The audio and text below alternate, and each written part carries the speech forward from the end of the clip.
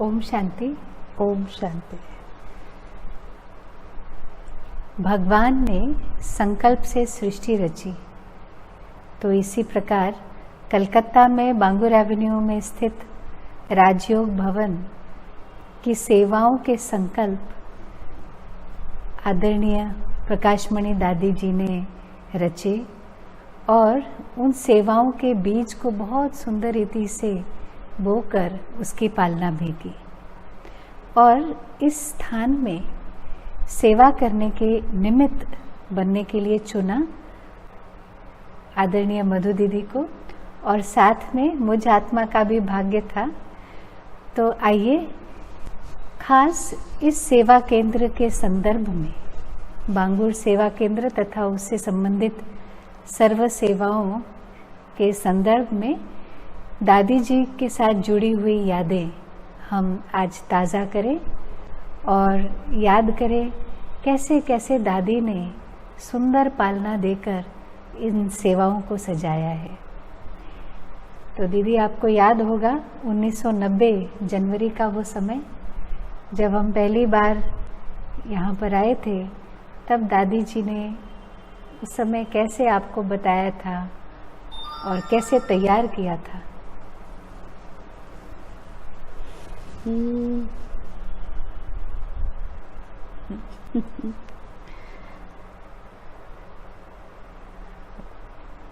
बहुत सुंदर बात, ये स्मृतियाँ याद करने से ही सुख मिलने लग गया। मैं मधुबन में आई थी और आंगन से क्रॉस कर रही थी। दादी जी ने मुझे देख करके बुलाया और सीधा कहा, अच्छा दादी कहीं भेजे जाओगे? उस समय मैं अहमदाबाद में सेवा पर थी। तो मैंने कहा जी दादी। फिर मुझे कहा कलकत्ता जाओगी? मैंने कहा जी दादी। फिर कहा निर्मल शांता दादी के पास जाओगे? तो मेरा खुशी का ठिकाना नहीं रहा। इतनी बड़ी गिफ्ट, इतनी बड़ी लॉटरी जैसे मेरे हाथ लगी हो।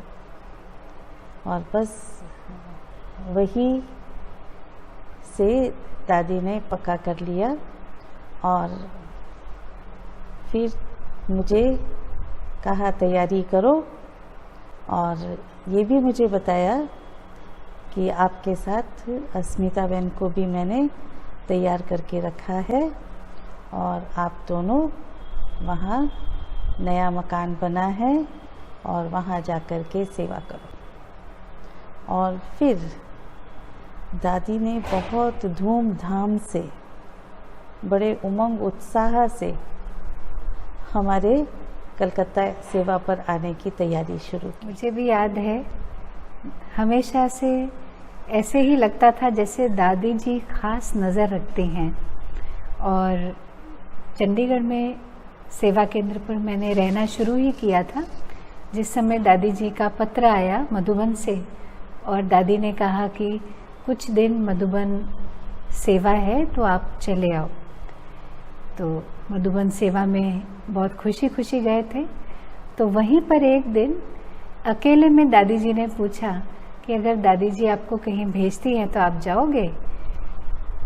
तो दादी कहे और हम ना कैसे कहें, तो हाँ कह दिया। फिर दादी जी ने हमारे लौकिक माता पिता से पूछा, तो उन्होंने भी यही सोचकर कि दादी जी कह रही हैं तो दादी जी का कहना माना भगवान का कहना। तो इसी सोच के साथ कि इससे बेहतर और कुछ हो नहीं सकता है, तो उन्होंने भी छुट्टी दे दी। लेकिन कहाँ जाना है वो दादी जी ने मुझे बताया नहीं था। कहीं भेजेंगे आपको, ठीक है बताएंगे आपको, ऐसे करके फिर बाद में आपके साथ ही दादी जी ने निर्मल शांता दादी जी, दीदी जी जिनको हम कहते, और साथ साथ संतरी दादी जी से मिलाया था। वो दृश्य याद है आपको? दादी ने इस भवन के लिए, इसको सजाने के लिए पूरी तैयारी करवाई थी मधुबन में। और हम सबको, आपको, मेरे को, दादी, संतरी दादी, निर्मल शांता दादी, सबको पांडव भवन के मीटिंग हॉल में बुलाया और पूरा मीटिंग हॉल सामान से भरा हुआ था। क्या सामान नहीं था उसमें, एक चम्मच से लेकर पूरा सामान। और दादी ने बड़े प्यार से नाचते नाचते पूरा सामान दिखाया एग्जीबिशन की तरह, पूरा कमेंट्री करते हुए। कमेंट्री, ये किचन का सामान है, ये कुकर है, ये फलाना है, ये ऐसे यूज़ करना, ये ऐसे यूज़ करना। और फिर लास्ट में बैठकर फिर हाथ दीदी के हाथ में दिया और कहा कि ये लड़की और ये लड़की का दहेज। तो एकदम से दादी ने ऐसे बोला कि आँख से पानी आ गया। और इतना सुंदर तरह से दादी ने हमें दीदी को सौंप दिया। और वो जो छुट्टी दी थी वो भी कोई ग्रैंड विदाई से कम नहीं थी। तो दादी जी के साथ सारा मधुबन ही जैसे कि तैयारी में जुट गया था और सबके अंदर वो उमंग था कि अरे कलकत्ता जाएंगे, सेवा में जाएंगे। पांडव भवन था उस समय सिर्फ पांडव भवन था। और पांडव भवन में बहुत हमारे कलकत्ता आने के लिए सभी को खुशियाँ थी। कलकत्ता जा रहे हैं, सेवा पर जा रहे हैं, नए मकान में जा रहे हैं, ये सब आवाज़ थी चारों तरफ। और सब खुशी खुशी हमारी सब तैयारियां कर रहे थे, कोई कुछ कोई कुछ। और दादी, मोहिनी बहन, मुन्नी बहन सब लगे हुए थे जी। और उस खुशी खुशी में जो दादी जी ने हमें रास्ते के लिए भोजन 2 कार्टन तैयार करके दिया था, वो वही आंगन में ही छोड़ के हम अहमदाबाद चले गए थे। फिर उसके बाद अहमदाबाद पहुंचे तो पता लगा कि रास्ते का खाना ही नहीं है। फिर अहमदाबाद से खाना बनवाया और लेकर के स्टेशन गए। स्टेशन पर पहुंचे तो देखा मधुबन के 2 भाई 2 कार्टून लेकर खड़े हैं कि मोहिनी बहन ने भेजा है और आपके रास्ते का भोजन है। हमने कहा भी वेलकम। तो ढेर सारा खाना लेकर हम ट्रेन में चल पड़े।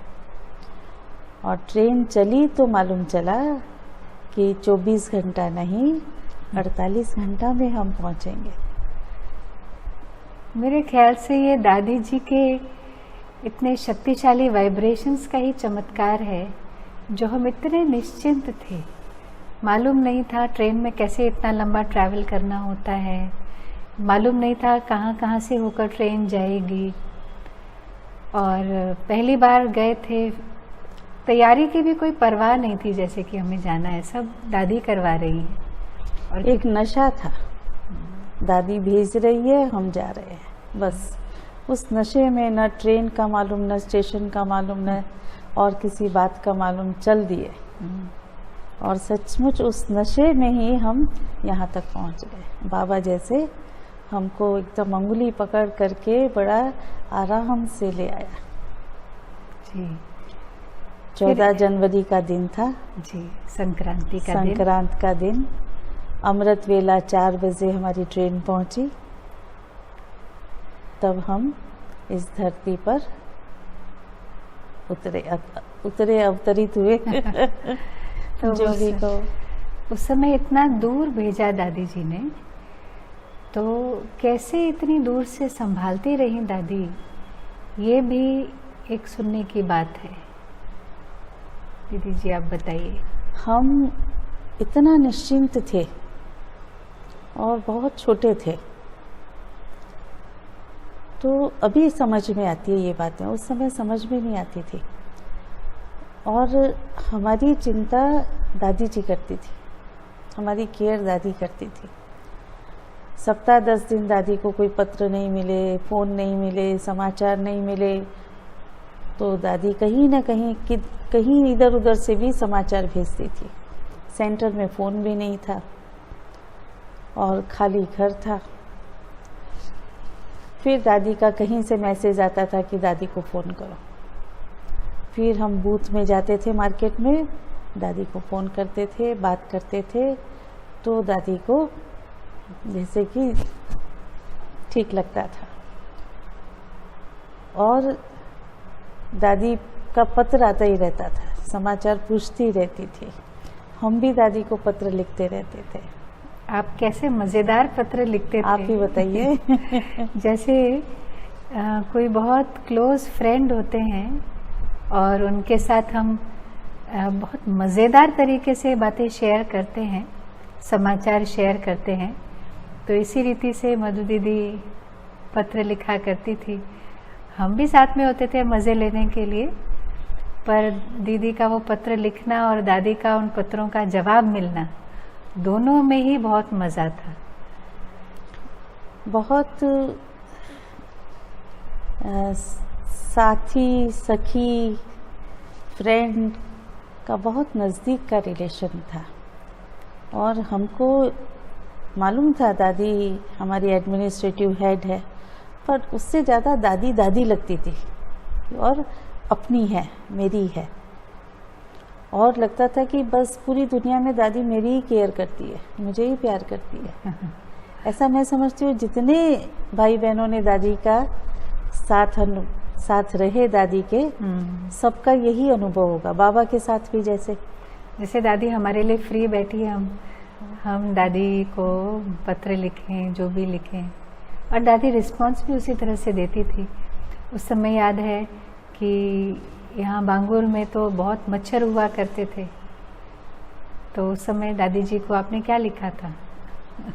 कि यहाँ इतने अच्छे भाई बहन हैं, स्टूडेंट्स हैं, सेवाएं शुरू हुई हैं। सेवाएं शुरू हुई, शुरू में क्लास कोर्स शुरू हुआ, शिविर, और दादी इतने अच्छे भाई बहन हैं कि मुरली सुनते सुनते ताली बजाते हैं। और फिर ब्रैकेट में लिख दिया था कि बहुत मच्छर है, मच्छर मारते हैं। और फिर ये भी कि दादी अभी हम तो चलते फिरते योग करने का अभ्यास बढ़ा रहे हैं, क्योंकि बैठकर योग करते हैं तो मच्छर काटते हैं, ब्रैकेट्स में। तो दादी भी पढ़ पढ़ के खूब हंसती थी और उन पत्रों का जवाब उतने ही मज़े से देती थी। और फिर दादी ने बहुत जो सामान दिया वो भी यहाँ सजाया, और ओपनिंग से पहले मुन्नी बहन को भेजा कि जाओ आप सजाओ, मैं आ रही हूँ ओपनिंग के लिए। 15 दिन मुन्नी बहन ने पूरा घर, पर्दे सिलाई वाले भाई भी मधुबन से आए, सिलाई करके पर्दे लगाए, घर सजाया, सारी ओपनिंग की तैयारी इतनी सुंदर कराई, पूरे चाव से, बहुत चाव से। मुन्नी बहन, और उस समय मुन्नी बहन के पिताजी भी थे, जगदीश भाई थे, शर्मा जी, सभी यहाँ थे, और सभी ने बहुत सुंदर तैयारी कराई। हम तो जैसे कि खुद ही गेस्ट बन करके थे, और वो पूरी तैयारी करवा रहे थे। तो सचमुच में इतनी सुंदर तैयारी करके दादी को हमने यहाँ इस भवन में वेलकम किया। और उस समय कैसे जैसे माँ अपने छोटे बच्चे की छोटी छोटी बात की सराहना करती है, वाह वाह करती है, ऐसे उस समय दादी जी जब यहाँ आई थी, थोड़े से भाई बहन थे, मुट्ठी भर, उनको देख देख के दादी जी कितना खुश होती थी, कितनी तारीफ करती थी कि वाह क्या ही कर दिया है। और मधुबन भी छोटी छोटी पार्टी ले जाना शुरू किया, तब भी दादी जैसे बहुत लाड करती थी कि वाह सेवा कर रहे हैं, एक एक छोटी छोटी बात की तारीफ करती थी। दादी ने जब मधुबन से हमें विदाई दी थी तो कहा था जाओ सेवा सजाओ और सेवा स्थान सजाओ, मैं ओपनिंग करने आ रही हूँ। तो मेरे दिल में बहुत ऐसा होता था कि दादी जब ओपनिंग करने आए तो दादी को भाई बहनों का एक सुंदर गुलदस्ता भेंट करूं, और हमारे उस संकल्प को जैसे बाबा सुन रहा था, और बहुत थोड़े छोटे छोटे प्रयास के बाद भी यहाँ पर एक सुंदर, दादी जी जब 16 मई को आए तो सुंदर भाई बहनों का मुझे याद है 50 भाई बहन यहाँ पर क्लास कोर्स करते, कोर्स नहीं क्लास, मुरली क्लास करते थे 50। और दादी उनसे मिली अलग, सभी ने अपनी छोटे छोटे कंट्रीब्यूशन से दादी के लिए एक छोटी सी सौगात भी बनाई थी। सभी मिले, दादी इतना प्यार से दिल से मिली जैसे कि पता नहीं दादी को हम क्या गिफ्ट दे रहे हैं। और छोटी सी वो गिफ्ट, और दादी कहे अच्छा ये बांगुर के भाई बहनों ने गिफ्ट लाया है, सच बताओ। सच बताओ। तो इतना उस गिफ्ट के लिए दादी का के दिल में इतना सम्मान हुआ कि सच बताओ ये यहाँ के भाई बहनों ने ये गिफ्ट लाया है। मैंने कहा जी दादी सच, यहाँ के भाई बहनों के ही छोटे छोटे कंट्रीब्यूशन से ये गिफ्ट आपको दे रहे हैं। तो दादी का दिल बहुत बड़ा था और छोटी सी कोई सेवा, छोटे से कोई कार्य का दादी रिटर्न बहुत करती थी। दादी को लगता था पता नहीं कितना प्यार कर दूँ इसको, कितना मैं क्या दे दूँ, ऐसी दादी की वो दिल दिखाई पड़ता था। इसी से याद आता है कि इतने दूर तो दादी ने सेवा में भेजा और यहाँ तो सेवाएं कराई, लेकिन साथ में मधुबन यज्ञ से भी जोड़ के रखा, उसके लिए भी सेवाएं देकर और एक स्थान मधुबन में दिया। जैसे सबसे पहले चौकी की सेवा करवाई, बाबा के कमरे की चौकी, और फिर फूलों की सेवा। और आप में दादी जी का बहुत एक विश्वास हमने देखा कि जो बोलते हैं वो ज़रूर करेंगे। तो उस विश्वास से दादी ने आपकी विशेषताओं को जैसे कि जागृत किया और उनका पुष्प की तरह विकास किया। क्योंकि बचपन से मैं अधिक मधुबन में रही और ज़्यादातर दादी दीदी के नज़दीक रही और शुरू से बहुत आज्ञाकारी, जो दादी कहे वो ही करना है। ये हमारे परिवार की एक प्रथा थी। हमारे फादर का एक सिद्धांत था, दादी से पूछो, दादी कहेगी तो ये चीज़ मिलेगी, दादी कहेगी तो ये चीज़ मिलेगी, ये चीज़ घर में आएगी। तो वो एक बचपन से संस्कार में एक बात आ गई थी और जो दादी कहेगी वही करना है। तो दादी जो कहती थी वो कैसे भी करके हमको करना ही है, ये संकल्प होता था। और मैंने ये अनुभव किया कि जब हमारा संकल्प पॉजिटिव होता है कि नहीं दादी ने कहा माना बाबा ने कहा और मुझे करना है, तो फिर बाबा उसको उसमें मदद करता है, शक्ति भरता है और वो कार्य हमें निमित्त बना करके करा देता है। ये मैंने शुरू से अपने जीवन में बहुत अनुभव किया, इसलिए मैं आज तक कभी भी कोई सेवा के लिए या बड़ों की कोई आज्ञा के लिए ना नहीं कहती हूँ। तो चाहे हमने यहाँ चौकियाँ बनाई और यहाँ का नया सेंटर और थोड़े से भाई बहन, परंतु फिर भी तन मन धन लगा करके चौकियाँ दादी पूछती रही कि इसका हिसाब क्या है, क्योंकि सारे सेंटर्स में दादी देना चाहती थी। तो 1700 चौकी बनी थी या 1800 बनी होगी। तो दादी को बहुत ख्याल चलता था कि नया सेंटर है तो खर्च कहाँ से करेंगे, पर हमारा संकल्प था कि हमें इस नए स्थान पर मधुबन की पहली सेवा मिली है और इसे हमें करना है। तो कैसे बाबा कहाँ कहाँ से मदद कर देता है और कार्य पूरा करा देता है, कमाल है। ऐसे ही फूलों की सेवा में भी दादी ने कहा तो बुद्धू, पर दादी ने कहा इसलिए करना है, जैसा आए वैसा करना है। तो करते करते वो एक विशेषता दादी ने सिखा दी और यज्ञ के अंदर एक सुंदर स्थान हम सब के लिए, केवल हमारा नहीं, आपका नहीं, पर हमारे सब जोन के पूरे भाई बहनों का ये एक शान बन गई, एक मधुबन में यादगार बन गया, एक स्थान बन गया। और वो भी 18 जनवरी जैसे दिन के साथ जुड़ गया है ये स्थान, तो उसकी विशेष सभी को खुशी और नशा रहता है। उसमें भी हमारी भावना रहती है कि कलकत्ता बाबा की, दादा लेखराज की गद्दी है, उनकी कर्म भूमि है और 18 जनवरी बाबा का व्यक्त दिवस है।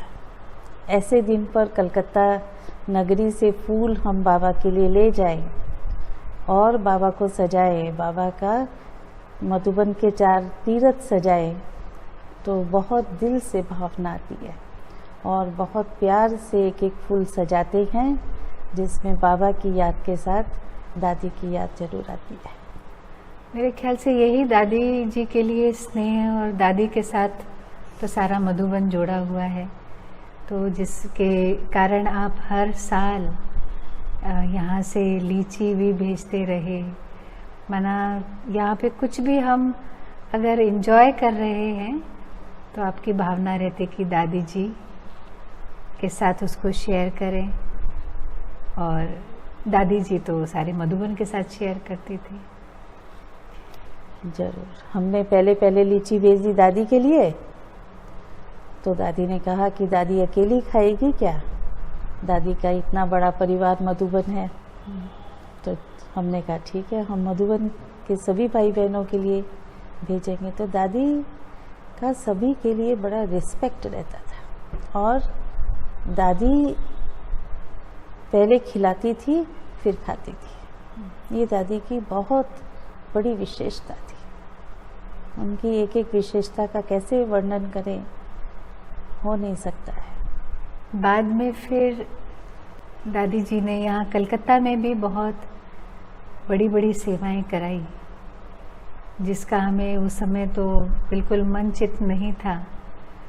तो वो भी यादें थोड़ा सा रिफ्रेश करें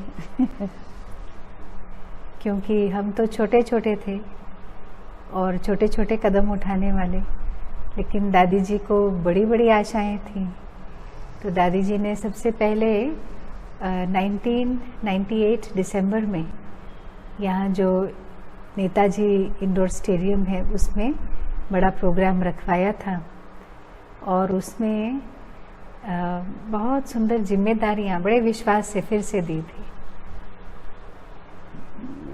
तो वो समय याद है जब हमारे जिम्मे पर था कि सभी को, जितने भी 5000 हमारे बीके भाई बहनें आएंगे सेवा में सारे ईस्टर्न जोन से, तो उनके रहने का प्रबंध और उनके भोजन का प्रबंध करना है।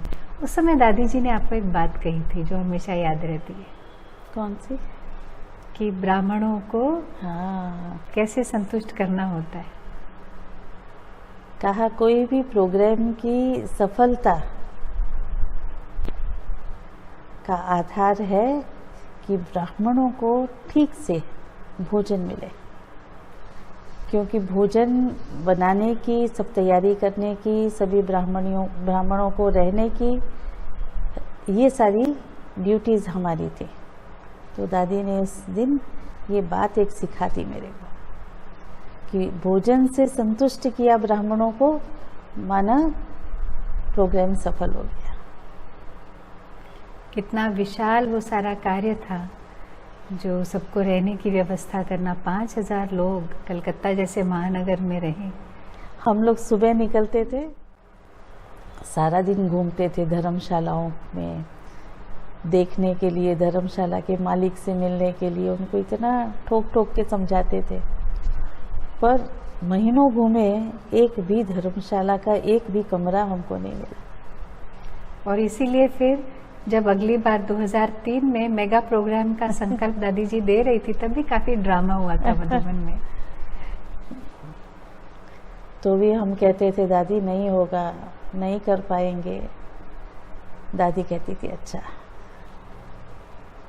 दादी को कॉटेज में जाके समझा के आते थे, दादी नहीं होगा। मोहिनी बहन को भी कहते थे, बोला अच्छा ठीक है। और फिर जैसे ही दादी सभा में आती थी तो दादी को अंदर से, दिल के अंदर से उमंग आता था और कहती थी कि सारा ईस्टर्न जोन खड़े हो जाओ। और हमारे ईस्टर्न जोन की बहनों की भी बड़ी महिमा है। सचमुच मैंने शुरू से देखा, यहाँ की बहनें बहुत मेहनत करने वाली, बहुत यज्ञ के प्रति डेडिकेटेड, और उन्होंने कलकत्ता के ये दोनों ही प्रोग्राम संभाले। हम तो छोटे थे और अपने छोटे छोटे अनुभवों से जो हमें आज्ञा मिलती थी, मेहनत करके वो कार्य करते थे, पर अनुभवी थी हमारे सारे जोन की बहनें। तो उनको भी बहुत थैंक्स है हमारा कि उन्होंने आज कलकत्ता में इतनी सारी सेवाओं को सजाया है। तो ऐसे ये दोनों ही प्रोग्राम बहुत अच्छे हुए और उसकी फिर पब्लिसिटी की सारी जिम्मेवारी हमें मिली थी जी, जो हमने बहुत उमंग उत्साह से की थी, क्योंकि उस पब्लिसिटी में विशेषता थी कि दादी जी की एक तस्वीर जिसमें दादी जी ऐसे वरदान दे रही हैं, वो तस्वीर सारे पोस्टर्स में, होर्डिंग्स में, बैनर्स में, कितनी ये जो पोस्टर्स थे और होर्डिंग्स तो हज़ारों की तादाद में बने थे। और होर्डिंग्स भी सारे महानगर में मैं समझती हूँ 150-200 होर्डिंग्स, 250 से ज़्यादा होर्डिंग्स लगे थे और सब में दादी जी का वही मुस्कुराता हुआ फरिश्ते जैसा चेहरा और वरदान देते हुए। तो वो जैसे कि उस कार्यक्रम का मुख्य आकर्षण बन गया था, क्योंकि दादी जी चाहती थी लाख लोगों की सभा, और हम सोचते थे कि इतने लोग कहाँ से आएंगे।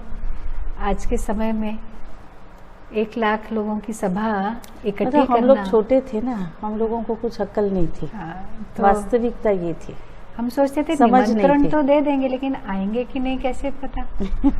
बस हम तो निमंत्रण पे निमंत्रण दिए जा रहे हैं लेकिन आएंगे कि नहीं, क्योंकि कुछ ठिकाना नहीं होता है। लोग कहते हैं आएंगे और आते ही नहीं है।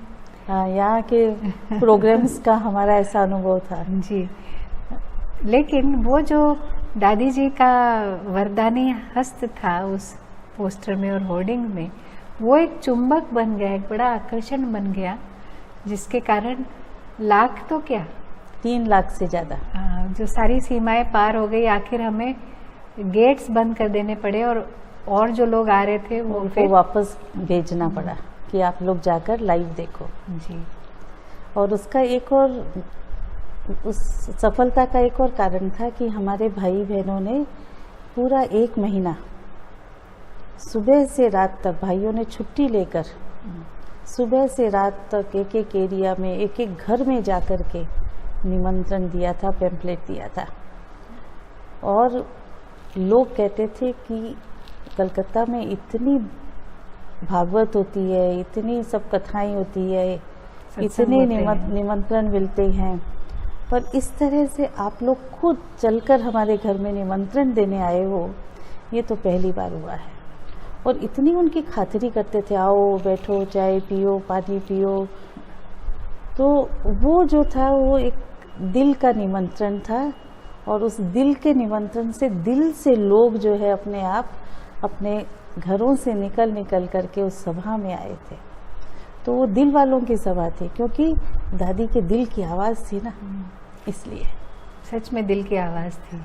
और कैसे दादी ने सभा के अंदर अपनी झोली ऐसे फैला कर और बोला था कि मुझे एक दान चाहिए, इस भूमि पर आकर दान। और वो दान भी दादी ने क्या मांगा था कि जो भी नॉनवेज खाते हैं वो दादी को दान में दे दो। मैं तो सुनकर के आश्चर्य में पड़ गई, दादी क्या कर रही है बंगाल की भूमि में। हाँ, मैंने सोचा दादी को पता है कि दादी कहाँ है।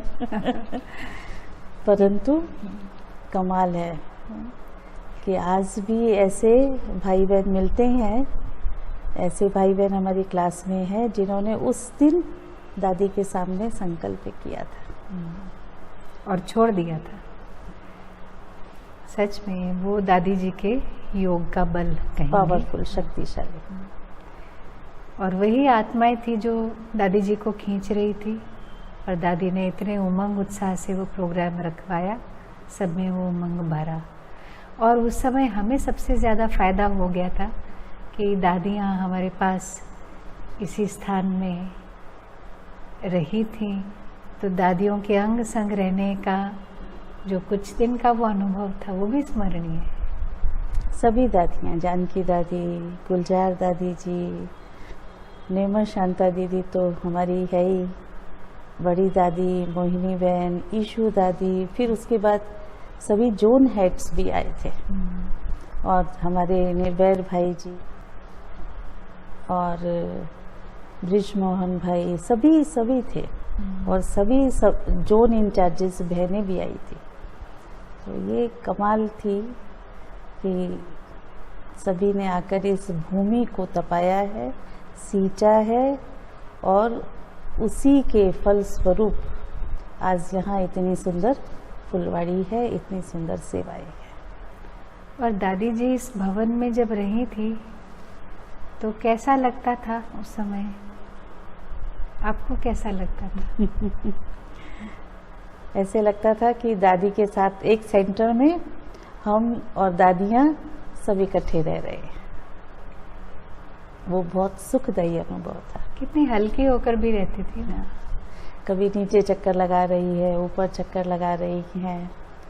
और ये जिस हॉल में हम बैठे हैं अभी, तो दादी ने कहा था पहले जब आई थी दादी 98 में कि ऊपर हॉल बनाओ और यहाँ से लिफ्ट बनाओ।